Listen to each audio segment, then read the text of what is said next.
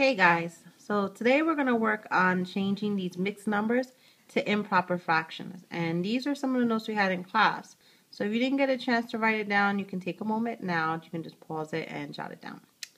So I'm going to think about the number 5 and 2/3, and what I'm going to do is I'm going to use a visual to help me figure out what that would look like as an improper fraction. So first, I'm going to draw out 5. Now I'm going to just think of it as 5 whole circles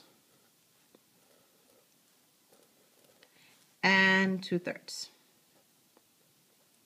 Now if I'm turning this to an improper fraction, I want to make sure everything is the same size, so I'm going to want to cut them into thirds. So kind of imagine that would be like me cutting this into 3 pieces.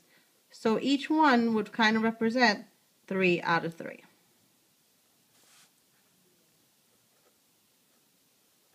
Because I remember I want everything cut the same way.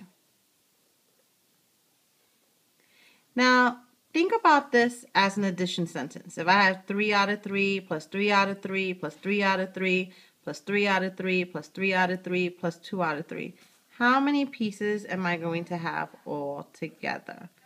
They're all the same size. They're all thirds. And I'm going to have 3 plus 3 is 6 plus 3 is 9.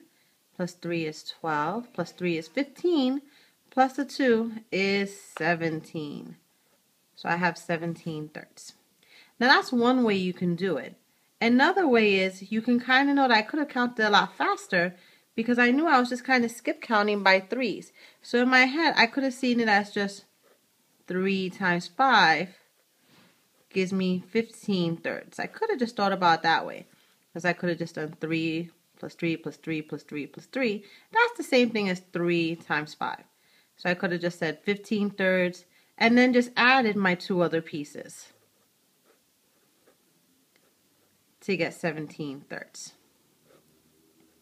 Now there is a faster way to do this, and this is the way that most teachers are going to show you. It's a compact method. And what they're going to do is they're going to show you a fraction like this. And they're going to ask you to first multiply these two. They always show this. And they're going to say, what if I have 5 pieces and I cut it into threes? So 5 pieces cut into threes, that's just 5 times 3. That's 15 whole pieces, plus the 2 I have left over. That's going to give me 17 pieces out of 3. So that's called the compact method. You always start off over here with the 3 times the 15 and then add on the other side. Let's try this with one more example. Let's try it with 7/10. Because I don't really want to draw 7 pieces and do 10 over 10 plus 10 over 10 plus 10. That's too much. So let's just use common sense. If I have 7 pieces and I cut each one in 7 holes, and I cut them into 10 pieces, 7 holes, 10 pieces each, 7 times 10, that's 70. Plus the 3 I already have, I'm going to have 73 out of 10 because my denominator stays the same.